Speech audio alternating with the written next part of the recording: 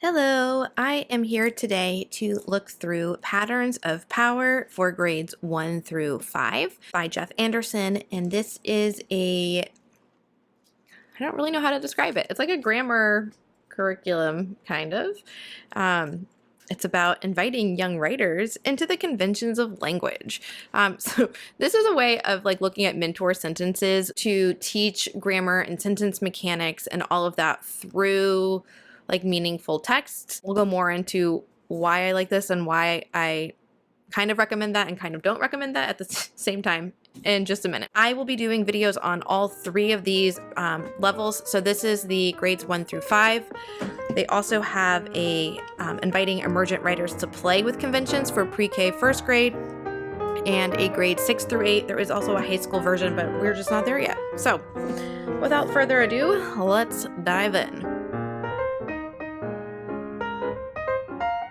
Hey folks, I am Sarah from Homespun Childhood. I am a former teacher turned homeschool mom of 3 and literacy specialist. Here at Homespun Childhood, I share all things curriculum, literacy, homeschool, and more. And like I said a few minutes ago, we're going to be looking at patterns of power today. So I'm going to put aside these other two because we're going to focus on this one.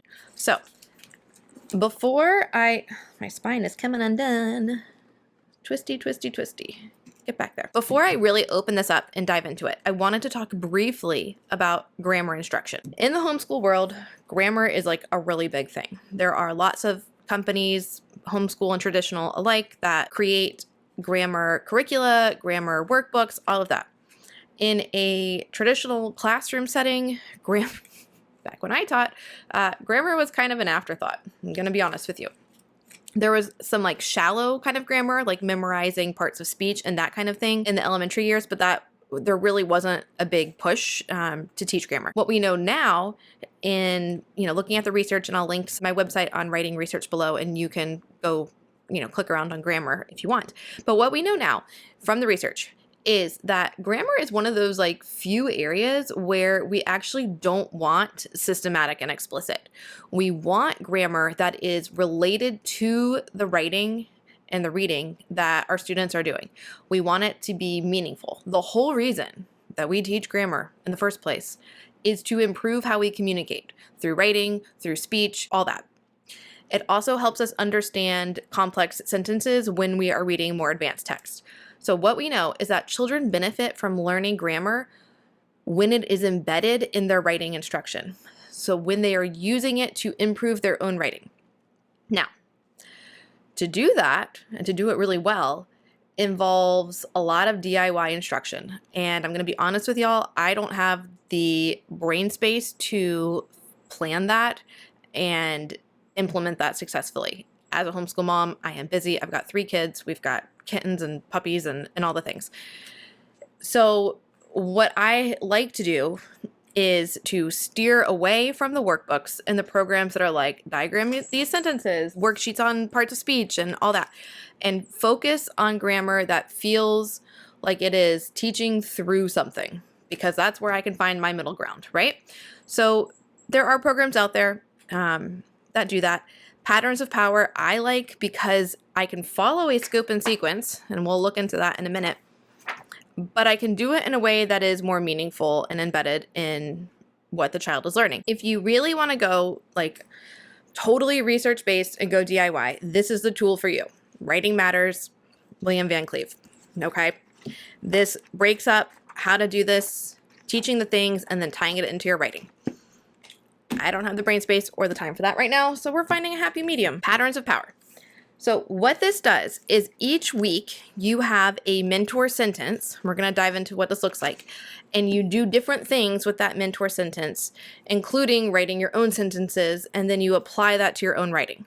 Okay? So it's kind of a little bit of both worlds. Now, this book, and we'll dive into it, does not have a scope and sequence in here. There is a whole section written to teachers about how to take your standards and find the appropriate lessons in here. Sorry, the kitten is in the trash box. To find the appropriate lessons to match your standards. Now, if you're following standards, or if you are a homeschool or a traditional teacher, dive right into that. If you're like, somebody please just tell me what to teach, then I've got that for you. For a lesson sequence, they don't have kind of a, this is what you should teach first grade, second grade, third grade, because they expect that you're looking at your own standards. They do have this online, possible lesson sequences by grade level. However, this is referencing Patterns of Power Plus for some of these. And then it says, and or, you know, Patterns of Power resource book. So I am going to be looking around and figuring out how to match this to this book. And I will get that in the comments when I figure it out. Let's dive in now. All right, we're gonna zoom in. So when we open the book, we've got our table of contents here. So the book starts with 2 sections. The first section is about kind of how to use this program. Second section are the different lessons. The lessons are divided into different kind of genres, if you will, right? So we have power of sentences. Why do writers and readers use sentences? We have the power of pairs. Why do writers use pairs? So apostrophes, pronouns, verbs, nouns, blah, blah, blah, blah. Power of details. How do writers add details into their sentences? And the power of combining. Why do writers combine and connect words and sentences? Then we have our acknowledgments, our kind of introduction about like why we're doing it. I will say that reading the introduction here sounds a little whole languagey to me, which I'm not a huge fan of. The research just doesn't support it, but you know, this is a take what you want and leave the rest kind of deal. Talking about writer's craft, talking about taking time out of reading and writing workshop, which are not evidence-based models of teaching. So just keep in mind that's kind of some of the background happening here.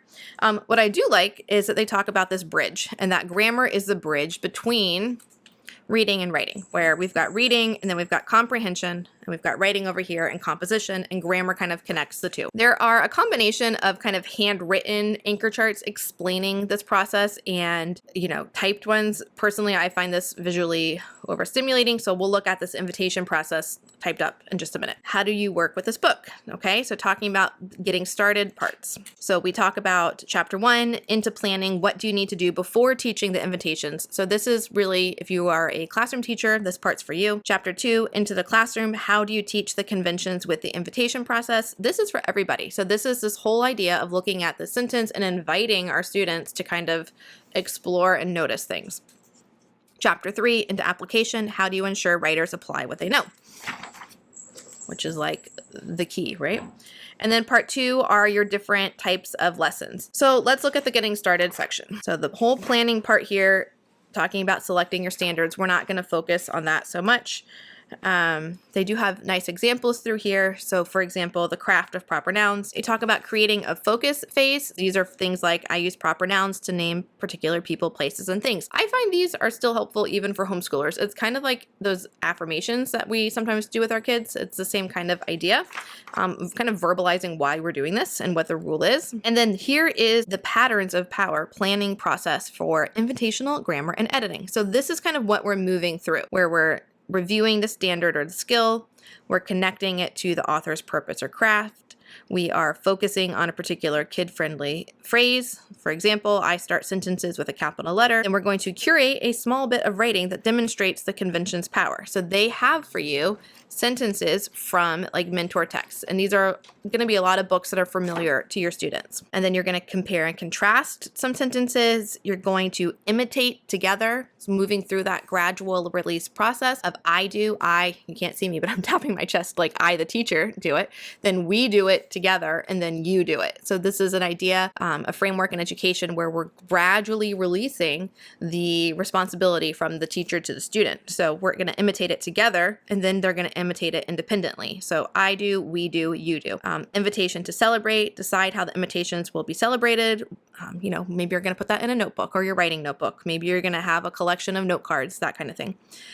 Invitation to apply, decide how you'll extend the work through the day in other areas. So maybe you're making a writing checklist for your student based off of these patterns that they're learning here. And then, invitation to edit, again, kind of working on editing the patterns. So into the classroom, how do you teach these conventions with the process? This chart is overwhelming for me. I wish this were like one color here and one color here. So it's like the invitation process, and we're invitation to notice. What do you notice? Invitation to compare and contrast. How are they like and different? And so forth. Okay. They have a possible schedule here for a daily 10-minute invitation. I think you could squish this into a week as a homeschool family. That's up to you though, how you handle it. More details about what the, like a scripted kind of sample lesson here, which we're gonna look at more in a minute. Kind of tips about capitalization and the actual pattern that you're focusing on. Some ideas about imitating. This is all still how to kind of use this program. These are some examples of little charts the children have made in this program. Okay, these are like classroom based, right? Invitation to edit and action. So again, moving through a scripted kind of lesson, what that looks like. How do you ensure writers apply what they know?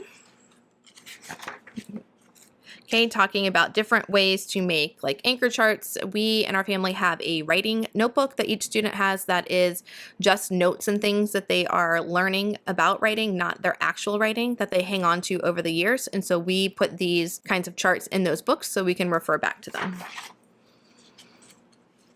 Okay, talk about rapid revisioning, editing for capitals.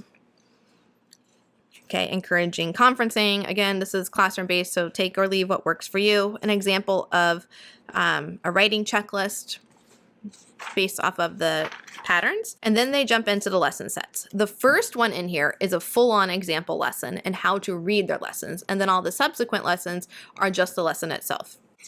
Coming into our sample lesson. So this first lesson, lesson 4.1, is how are the lessons formatted? And this is a like annotated version of a lesson. So this is lesson 4.1, and the name of the lesson is Mercy Me, capitalizing names. So this whole lesson, this whole 4.1 lesson is on using capitals for names. So the yellow boxes, they don't have those for the other lessons. This is your notes for kind of how to read the lesson. So the standard they have is capitalize the names of people, distinguish between proper and common nouns, capitalize titles with last names. And then we have this little note about student-friendly phrases, about the different things, okay? So the invitation to notice your sentence that you are using for this is from Mercy Watson to the rescue. And the sentence is, Mr. and Mrs. Watson have a pig named Mercy. So for the whole lesson, you are referencing and working off of that sentence. So if you want to pull in that book to read for the week as well, that's a great way to tie it into literature. You have these little power notes here that are about discussion points that might come up. Okay. Then we talk about the invitation to compare and contrast. So now the next day or the next part of your lesson, you're going to compare and contrast these two sentences. So you have the original sentence, and then you have a new sentence, one that you wrote or that you generated as a class, okay? And you're going to ask students to compare and contrast the sentences. And so we're noticing the format is really similar.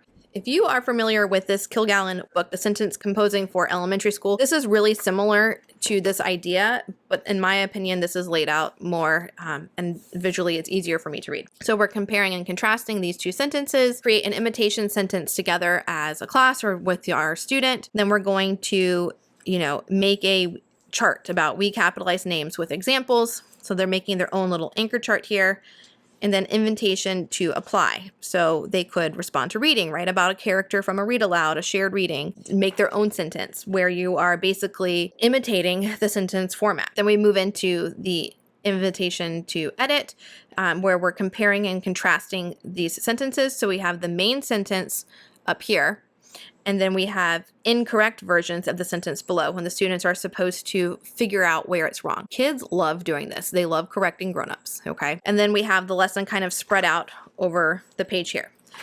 This is how to read the lesson. Let's look at what the lessons actually look like, okay? So then we move into our power sentences. They have a whole breakdown of the different lessons here. The power sentences by the different sections, okay? Kittens are running. And we're moving right into the lessons here. This whole chapter 4 is on what do capital letters do? And then this is the lesson set that you have. What do capital letters do? And then you have the capitalizing names that we just looked at and other lessons. So this is what a normal, not kind of annotated lesson looks like. It has the name of the lesson up here. It has our standard, our focus, our invitation to notice, the notes. This is kind of like your teacher guide part of it. And then they have this where you could copy this to present to your student, okay? So here is your what do you notice prompt. You could copy this and put that in their notebook or their copy workbook. You could write it on a whiteboard, whatever. Different ways of sharing it. How are they like and different? So they have these sentences for you if you don't want to make up your own. This is from Clifford and the Big Red Dog this week. Let's try it out. This is their chance to kind of do it. What has changed? Okay, so you can notice the different mistakes and talk about them. And then you move into your next lesson. Okay, so each lesson is kind of like 2 double-page spreads. As you move through each kind of chapter, the earlier lessons in the chapter are going to be for emergent and beginning writers, and as you move up through within the chapter, so 4.1 is capitalizing names, as you move up through the lessons, they get more advanced and the same kind of capitalization thing. So this last lesson in the lesson set here is honor everyone's heritage, capitalizing nationalities and languages.